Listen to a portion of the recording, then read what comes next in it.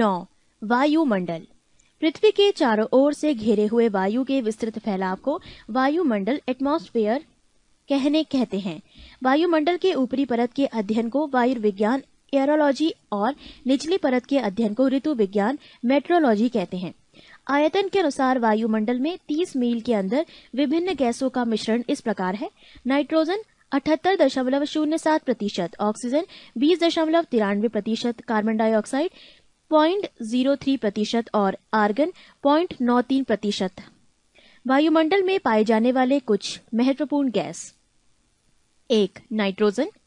इस गैस की प्रतिशत मात्रा सभी गैसों से अधिक है। नाइट्रोजन की उपस्थिति के कारण ही वायुदाब, पवनों की शक्ति तथा प्रकाश के परावर्तन का आभास होता है। इस गैस का कोई रंग, गंध अथवा स्वाद नहीं होता। नाइट्रोजन का सबसे बड़ा लाभ ये है कि ये वस्तुओं को तेजी से जलने से बचाती है। यदि वायुमंडल में नाइट्रोजन ना होती तो आग पर नियंत्रण रखना कठिन हो जाता। नाइट्रोजन से पेड़ पौधों में प्रोटीनों का निर्माण होता है, जो भोजन का मुख्य अंग है। ये गैस वायुमंडल में 128 किलोमीटर की ऊंचाई तक फैली हुई है। पृष्ठ 129। 2. ऑक्सीजन। ये अन्य पदार्थों के साथ मिलकर जलने का कार्य करती है। ऑक्सीजन के अभाव में हम ईंधन नहीं जला सकते, अतः यह ऊर्जा का मुख्य स्रोत है। ये गैस वायुमंडल में 64 किलोमीटर की ऊंचाई तक फैली हुई है, परंतु 16 किलोमीटर से ऊपर जाकर इसकी मात्रा बहुत कम हो जाती है। 3. Carbon dioxide. ये सबसे भारी गैस है और इस कारण ये सबसे निचली परत में मिलती है। फिर भी इसका विस्तार 32 किलोमीटर की ऊंचाई तक है। ये गैस सूर्य से आने वाली विकिरण के लिए पारगम्य तथा पृथ्वी से परावर्तित होने वाले विकिरण के लिए अपरागम्य है। अतः ये कांच घर या पौधा घर ग्रीन हाउस प्रभाव के लिए उत्तरदायी हैं और वायुमंडल के निचली परत को गर्म रखती हैं। 4. ओजोन। ये गैस ऑक्सीजन का ही एक विशेष रूप है। ये वायुमंडल में अधिक ऊंचाइयों पर ही अति न्यून मात्रा में मिलती है। ये सूर्य से आने वाली तेज पराबैंगनी विकिरण अल्ट्रावायलेट रेडिएशंस के कुछ अंश को अवशोषित कर लेती है। ये 10 से 50 किलोमीटर की ऊंचाई तक केंद्रित है। वायुमंडल में ओजोन गैस की मात्रा में कमी होने से सूर्य की पराबैंगनी विकिरण अधिक मात्रा में पृथ्वी पर पहुंचकर कैंसर जैसी भयानक बीमारियां फैला सकता है। गैसों के अतिरिक्त वायुमंडल में जलवाष्प तथा धूल के कण भी उपस्थित है। आकाश का रंग नीला धूल कण के कारण ही दिखाई देता है। जलवाष्प सूर्य से आने वाले सूर्यातप के कुछ भाग को अवशोषित कर लेता है तथा पृथ्वी द्वारा विकिरित ऊष्मा को संजोए रखता है। इस प्रकार ये एक कंबल का काम करता है, जिससे पृथ्वी ना तो अत्यधिक गर्म और ना ही अत्यधिक ठंडी हो सकती है। जलवाष्प के संघनन से वृष्टि होती है। वायुमंडल में जलवाष्प सबसे अधिक परिवर्तनशील तथा असमान वितरण वाली गैस है। पृथ्वी के ताप को बनाए रखने के लिए उत्तरदायी है CO2 एवं जलवाष्प। वायुमंडल की संरचना। वायुमंडल को निम्न परतों में बांटा गया है। 1. क्षोभमंडल, ट्रोपोस्फेयर। 2. समताप मंडल, स्ट्रेटोस्फेयर। 3. ओजोन मंडल, ओजोनोस्फेयर। 4. आयन मंडल, आयनोस्फेयर। और 5. बहिर्मंडल, एक्सोस्फेयर। 1. क्षोभमंडल, ट्रोपोस्फेयर। ये वायुमंडल का सबसे नीचे वाली परत है। इसकी ऊंचाई ध्रुवों पर 8 किलोमीटर तथा विषुवत रेखा पर लगभग 18 किलोमीटर होती है। क्षोभमंडल में तापमान की गिरावट की दर प्रति 165 मीटर की ऊंचाई पर 1 डिग्री सेल्सियस अथवा 1 किलोमीटर की ऊंचाई पर 6.4 डिग्री सेल्सियस होती है। सभी मुख्य वायुमंडलीय घटनाएं जैसे बादल, आंधी एवं वर्षा इसी मंडल में होती हैं। इस मंडल को संवहन मंडल कहते हैं, क्योंकि संवहन धाराएं इसी मंडल की सीमा तक सीमित होती हैं। इस मंडल को अधोमंडल भी कहते हैं। 2. समताप मंडल, स्ट्रेटोस्फेयर। समताप मंडल 18 से 32 किलोमीटर की ऊंचाई तक है। इसमें ताप समान रहता है। इसमें मौसमी घटनाएं जैसे आंधी, बादलों की गरज, बिजली कड़क, धूलकण एवं जलवाष्प आदि कुछ नहीं होती है। इस मंडल में वायुयान उड़ाने की आदर्श दशा पाई जाती है। समताप मंडल की मोटाई ध्रुवों पर सबसे अधिक होती है। कभी कभी विषुवत रेखा पर इसका लोप हो जाता है। कभी कभी इस मंडल में विशेष प्रकार के मेघों का निर्माण होता है, जिन्हें मूलाभ मेघ, मदर ऑफ पर्ल क्लाउड कहते हैं। पृष्ठ 130। 3. ओजोन मंडल, ओजोनोस्फेयर। धरातल से 32 किलोमीटर से 60 किलोमीटर के मध्य ओजोन मंडल है। इस मंडल में ओजोन गैस की एक परत पाई जाती है, जो सूर्य से आने वाली पराबैंगनी किरणों को अवशोषित कर लेती है। इसीलिए इसे पृथ्वी की सुरक्षा कवच कहते हैं। ओजोन परत को नष्ट करने वाली गैस CFC क्लोरोफ्लोरोकार्बन है, जो एयर कंडीशनर, रेफ्रिजरेटर आदि से निकलती है। ओजोन परत में क्षरण CFC में उपस्थित सक्रिय क्लोरीन कारण Cl कारण होती है। ओजोन परत की मोटाई नापने में डाबसन इकाई का प्रयोग किया जाता है। इस मंडल में ऊंचाई के साथ तापमान बढ़ता जाता है। प्रति 1 किलोमीटर की ऊंचाई पर तापमान में 5 डिग्री सेल्सियस की वृद्धि होती है। 4. आयन मंडल, आयोनोस्फीयर। इसकी ऊंचाई 60 किलोमीटर से 640 किलोमीटर तक होती है। ये भाग कम वायुदाब तथा पराबैंगनी किरणों द्वारा आयनीकृत होता रहता है। इस मंडल में सबसे नीचे स्थित डी लेयर से लॉन्ग रेडियो वेव्स एवं E1, E2 और F1, F2 परतों से शॉर्ट रेडियो वेव परावर्तित होती है, जिसके फलस्वरूप पृथ्वी पर रेडियो, टेलीविजन, टेलीफोन एवं रडार आदि की सुविधा प्राप्त होती है। संचार उपग्रह इसी मंडल में अवस्थित होते हैं। 5. बाह्य मंडल, एक्सोस्फीयर। 640 किलोमीटर से ऊपर के भाग को बाह्य मंडल कहा जाता है। इसकी कोई ऊपरी सीमा निर्धारित नहीं है। इस मंडल में हाइड्रोजन एवं हीलियम गैस की प्रधानता होती है। सूर्यातप, आइनोसोलेशन। सूर्य से पृथ्वी तक पहुंचने वाले सौर विकिरण ऊर्जा को सूर्यातप कहते हैं। ये ऊर्जा लघु तरंगों के रूप में सूर्य से पृथ्वी पर पहुंचती है। वायुमंडल की बाहरी सीमा पर सूर्य से प्रति मिनट प्रति वर्ग सेंटीमीटर पर 1.94 कैलोरी ऊष्मा प्राप्त होती है। किसी भी सतह को प्राप्त होने वाली सूर्यातप की मात्रा एवं उसी सतह से परावर्तित की जाने वाली सूर्यातप की मात्रा के बीच का अनुपात एलिबडो कहलाता है। वायुमंडल गर्म तथा ठंडा निम्न विधियों से होता है। 1. विकिरण, रेडिएशन।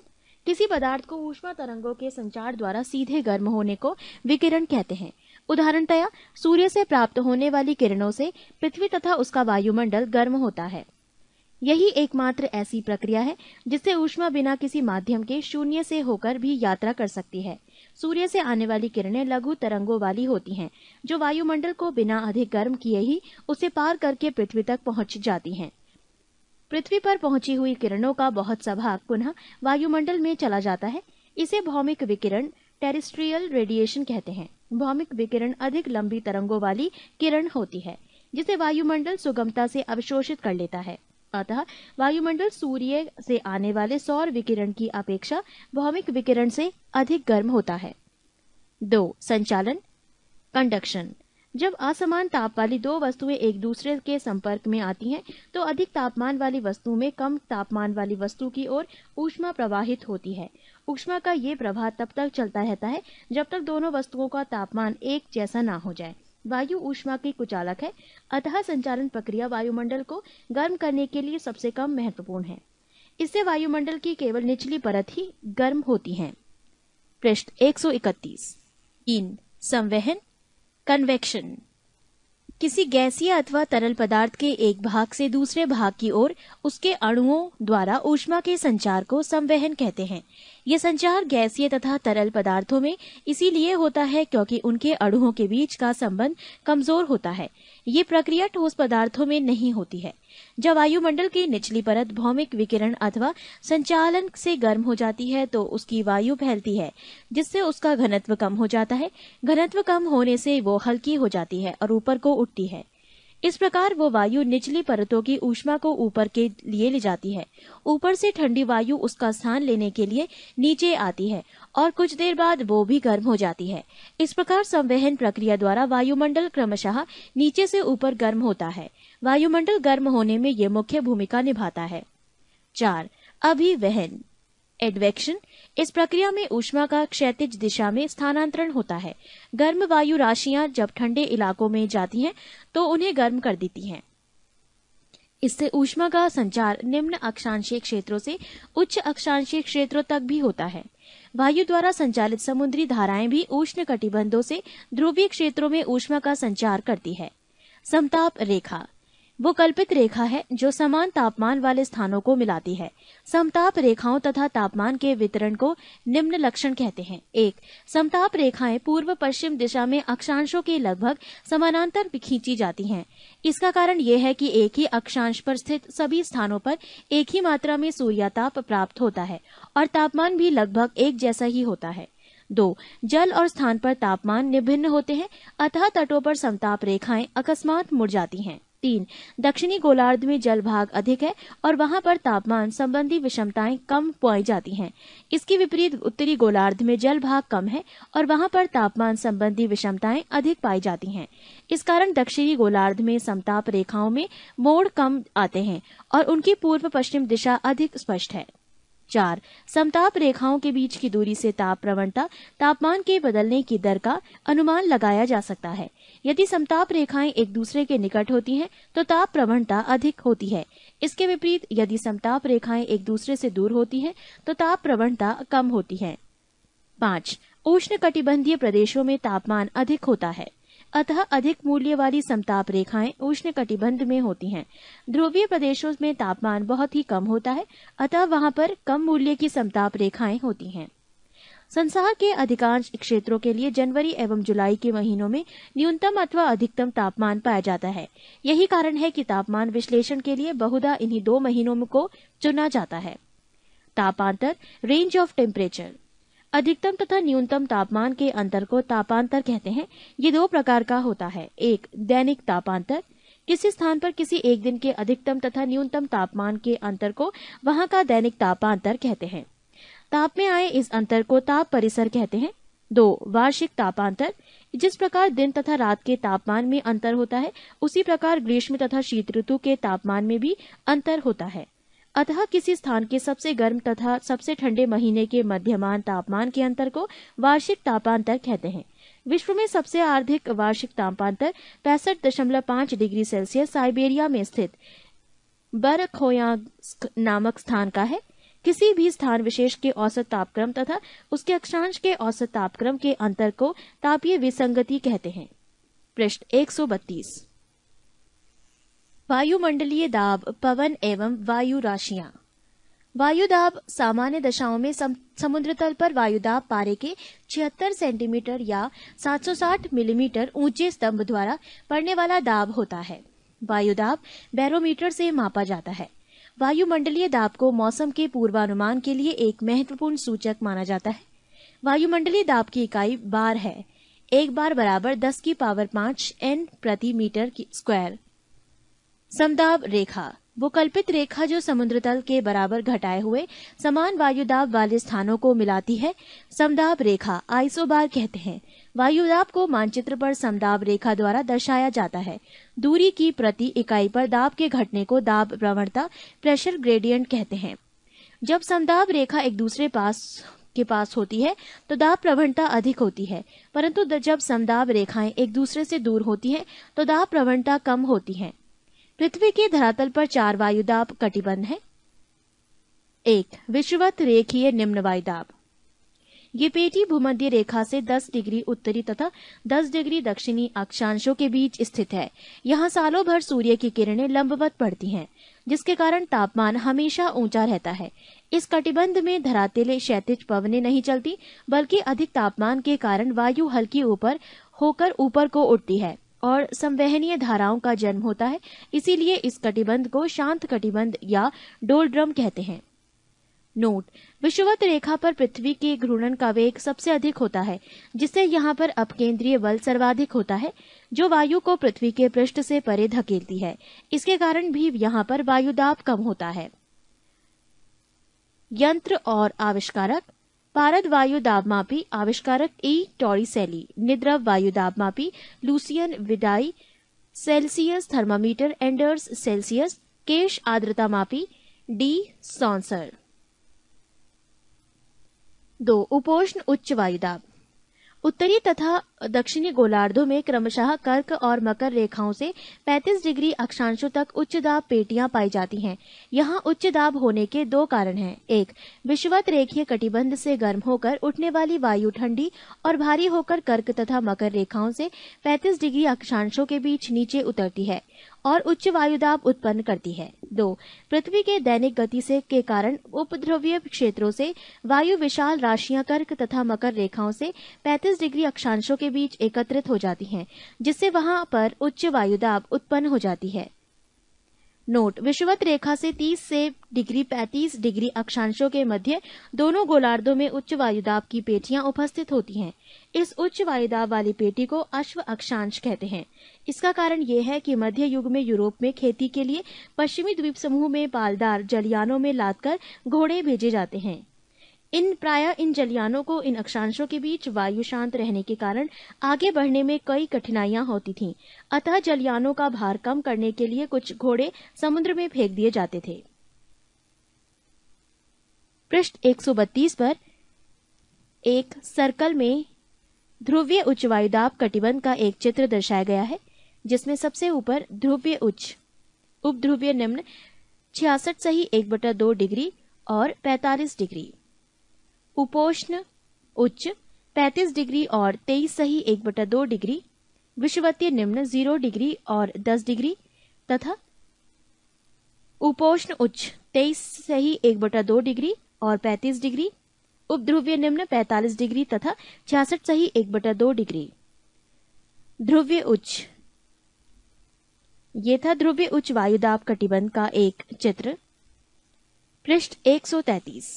इन उपध्रुवीय निम्न वायुदाब 45 डिग्री उत्तरी तथा दक्षिणी अक्षांशों से क्रमशः आर्कटिक तथा अंटार्कटिक वृत्तों के बीच निम्न वायुभार की पेटियां पाई जाती हैं, जैसे उपध्रुवीय निम्न दाब पेटियां कहते हैं। 4 ध्रुवीय उच्च वायुदाब 80 डिग्री उत्तरी तथा दक्षिणी अक्षांश से उत्तरी तथा दक्षिणी ध्रुव तक उच्च दाब पेटियां पाई जाती हैं। पवन, विंड, पृथ्वी के धरातल पर वायुदाब में क्षैतिज विषमताओं के कारण हवा उच्च वायुदाब क्षेत्र से निम्न वायुदाब क्षेत्र की ओर बहती है। क्षैतिज रूप से इस गतिशील हवा को पवन कहते हैं। ऊर्ध्वाधर दिशा में गतिशील हवा को वायुधारा एयर करंट कहते हैं।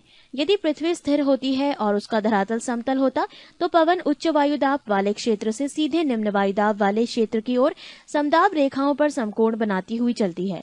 परंतु वास्तविक स्थिति ये है कि पृथ्वी अपने अक्ष पर घूर्णन कर रही है और उसका धरातल समतल नहीं है। अतः पवन कई बल, कॉरियोलिस प्रभाव, अभिकेंद्रीय त्वरण एवं भूघर्षण। नोट, कॉरियोलिस प्रभाव, कॉरियोलिस इफेक्ट, पृथ्वी के घूर्णन के कारण पवनें अपनी मूल दिशा में विक्षेपित हो जाती हैं। इसे कॉरियोलिस बल कहते हैं। इसका नाम फ्रांसीसी वैज्ञानिक के नाम पर पड़ा है, जिसने सबसे पहले इस बल के प्रभाव का वर्णन 1835 ईस्वी में किया। इस बल के प्रभावाधीन उत्तरी गोलार्ध में पवनें दाहिनी ओर तथा दक्षिणी गोलार्ध में अपनी बाईं ओर मुड़ जाती है। इस विक्षेप को फेरेल नामक वैज्ञानिक ने सिद्ध किया था, अतः इसे फेरेल का नियम, फेरेल्स लॉ कहते हैं। इसे बाइज बेलेट नियम द्वारा भी समझा जा सकता है। इस नियम के अनुसार यदि कोई व्यक्ति उत्तरी गोलार्ध में पवन की ओर पीठ करके खड़ा हो तो उच्च दाब उसके दाईं ओर तथा निम्न दाब उसके बाईं ओर होगा। दक्षिणी गोलार्ध में स्थिति इसके ठीक विपरीत होगी। कॉरियोलिस बल प्रभाव विषुवत रेखा पर शून्य होता है, अर्थात विषुवत रेखा पर पवनों की दिशा में कोई विक्षेप नहीं होता है। इस बल का अधिकतम प्रभाव ध्रुवों पर होता है, अर्थात ध्रुवों पर पवनों की दिशा में अधिकतम विक्षेप होता है। पवन निम्न प्रकार के होते हैं: 1 प्रचलित पवन, 2 मौसमी पवन और 3 स्थानीय पवन। 1 प्रचलित पवन, पृथ्वी के विस्तृत क्षेत्र पर एक ही दिशा में वर्ष भर चलने वाली पवन को प्रचलित पवन या स्थायी पवन कहते हैं। स्थायी पवनें एक वायुभार कटिबंध से दूसरे वायुभार कटिबंध की ओर नियमित रूप से चला करती हैं। इसके उदाहरण हैं पछुआ पवन, व्यापारिक पवन और ध्रुवीय पवन। पछुआ पवन, दोनों गोलार्धों में उपोष्ण उच्च वायुदाब कटिबंधों से उपध्रुवीय निम्न वायुदाब कटिबंधों की ओर चलने वाली स्थायी हवा को इनकी पश्चिम दिशा के कारण पछुआ पवन कहा जाता है।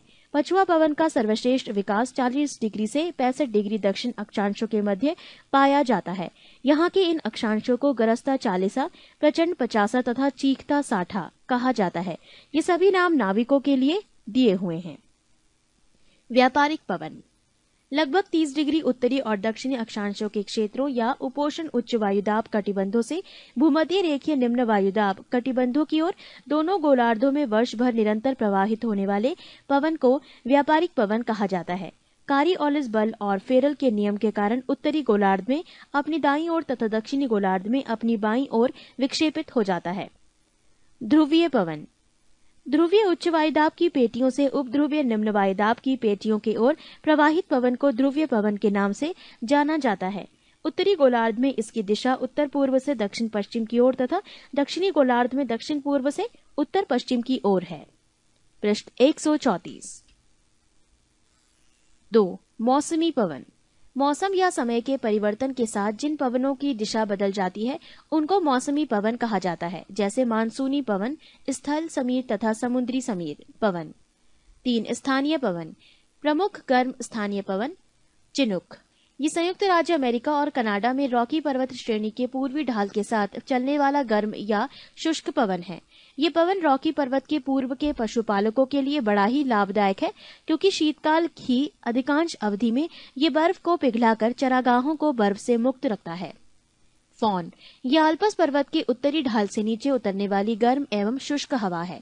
इसका सर्वाधिक प्रभाव स्विट्जरलैंड में होता है। इसके प्रभाव से बर्फ पिघल जाती है और पशुचारकों के लिए चरागाह मिल जाता है। इसके प्रभाव से अंगूर जल्दी पक जाते हैं। हरमट्टन। ये सहारा रेगिस्तान से उत्तर पूर्व दिशा में चलने वाली गर्म एवं शुष्क हवा है।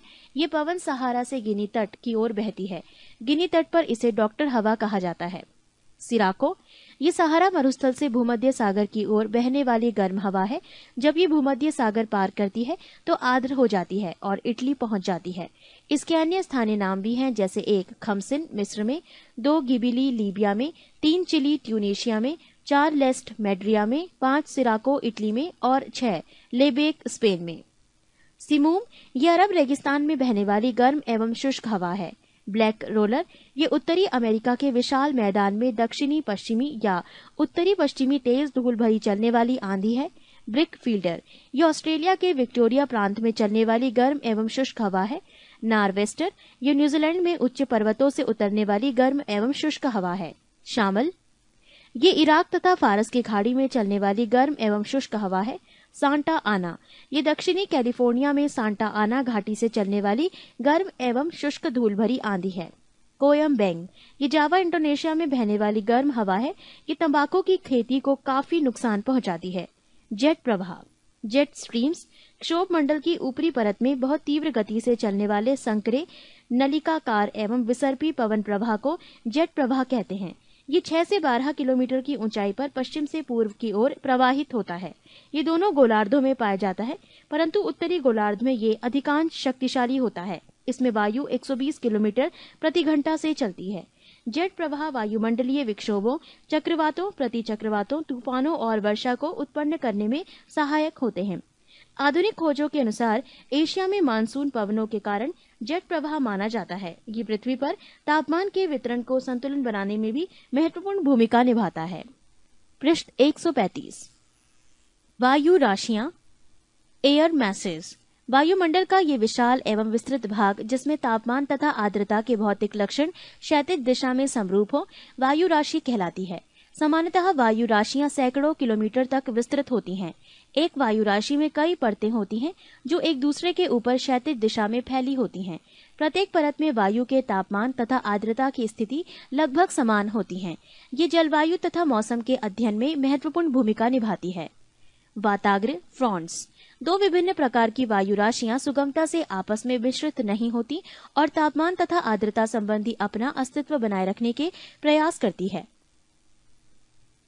इस प्रकार 2 विभिन्न वायु राशियां एक सीमा तल द्वारा अलग रहती हैं। इस सीमा तल को ही वाताग्र, फ्रॉन्ट्स कहते हैं। जब गर्म वायु हल्की होने के कारण ठंडी तथा भारी वायु के ऊपर चढ़ जाती है तो उसे उष्ण वाताग्र, तथा जब ठंडी तथा भारी वायु उष्ण तथा हल्की वायु राशि के विरुद्ध आगे बढ़ती है तो उसे ऊपर की ओर उठा देती है, तो इसे शीत वाताग्र कहते हैं। आर्द्रता, ह्यूमिडिटी। वायुमंडल में उपस्थित जलवाष्प को वायुमंडल की आर्द्रता कहते हैं। ये 3 प्रकार की होती है। 1 निरपेक्ष आर्द्रता, एब्सोल्यूट ह्यूमिडिटी। वायु की प्रति इकाई आयतन में विद्यमान जलवाष्प की मात्रा को निरपेक्ष आर्द्रता कहते हैं। इसे ग्राम प्रति घन मीटर में व्यक्त किया जाता है। 2 विशिष्ट आर्द्रता, स्पेसिफिक ह्यूमिडिटी। वायु के प्रति इकाई भार में जलवाष्प के भार को विशिष्ट आर्द्रता कहते हैं। इसे ग्राम प्रति किलोग्राम की इकाई में मापा जाता है। 3 सापेक्ष आर्द्रता, रिलेटिव ह्यूमिडिटी। किसी भी तापमान पर वायु में उपस्थित जलवाष्प तथा उसी तापमान पर उसी वायु की जलवाष्प धारण करने की क्षमता के अनुपात को सापेक्ष आर्द्रता कहते हैं। इसे निम्न सूत्र द्वारा भी व्यक्त कर सकते हैं।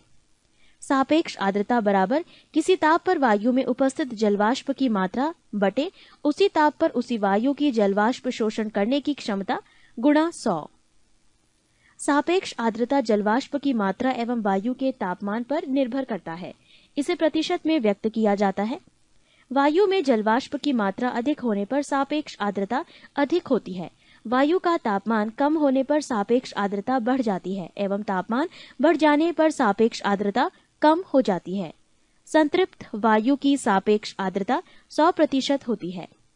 संघनन, कंडेंसेशन, जल की गैसीय अवस्था के तरल या ठोस अवस्था में परिवर्तित होने की क्रिया को संघनन कहते हैं। ये 2 कारकों पर निर्भर करता है, 1 तापमान में कमी पर तथा 2 वायु की सापेक्ष आर्द्रता पर। ओसांक, ड्यू पॉइंट, वायु के जिस तापमान पर जल अपनी गैसीय अवस्था से तरल या ठोस अवस्था में परिवर्तित होता है उसे ओसांक कहते हैं। ओसांक पर वायु संतृप्त हो जाती है और उसकी सापेक्ष आर्द्रता 100% होती है। ओस पड़ने के लिए ओसांक का हिमांक 0 डिग्री सेल्सियस से ऊपर होना चाहिए। पाला या तुषार, फ्रॉस्ट, जब ओसांक हिमांक से नीचे होता है तब ओस के स्थान पर पाला पड़ता है। दूसरे शब्दों में जमी हुई ओस को ही पाला कहते हैं। कोहरा, फॉग, वायुमंडल की निचली परतों में एकत्रित धूलकण, धुएं के रज एवं संघनित जलपिंडों को कोहरा कहते हैं। ओसांक से नीचे वायु का तापमान कम होने पर कोहरे का निर्माण होता है। इसमें दृश्यता 1 किलोमीटर से कम होती है। पृष्ठ 136।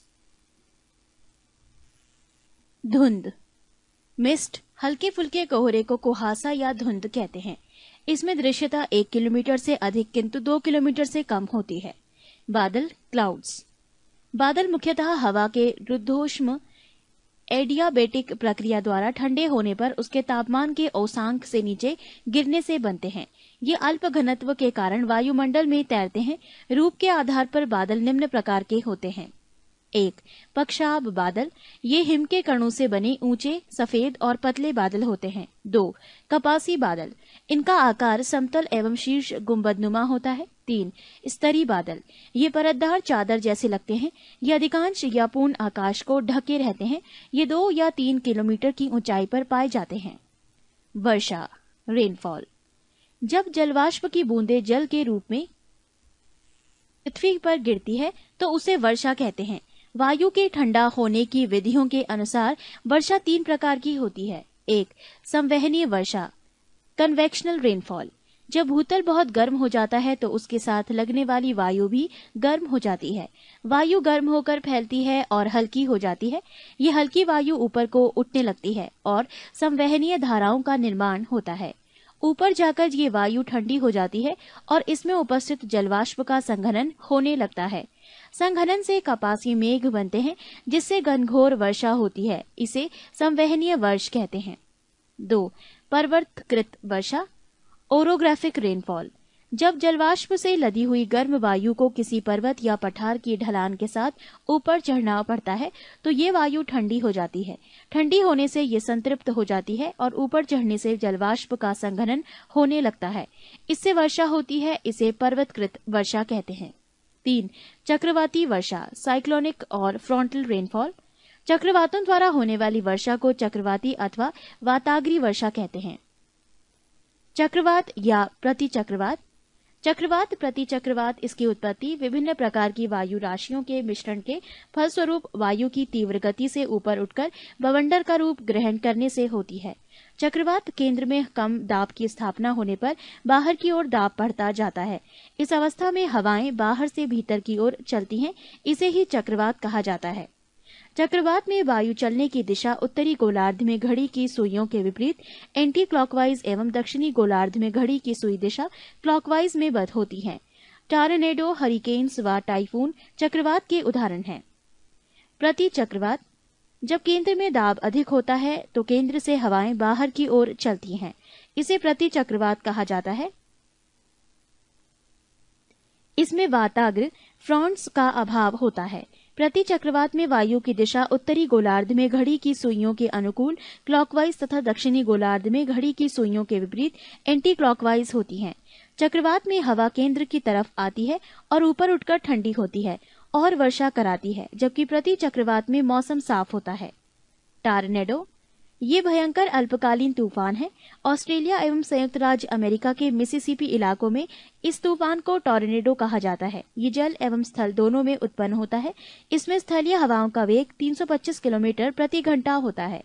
हरिकेन्स अटलांटिक महासागर में उठने वाली तथा पश्चिमी द्वीप समूह के चारों ओर चलने वाली भयंकर चक्रवाती तूफान है। इसकी गति 121 किलोमीटर प्रति घंटा होती है। टाइफून प्रशांत महासागर में उठने वाली तथा चीन सागर में चलने वाली वक्रगामी कटिबंधी चक्रवात को टाइफून कहते हैं। इसकी गति 160 किलोमीटर प्रति घंटा होती है। पृष्ठ 137।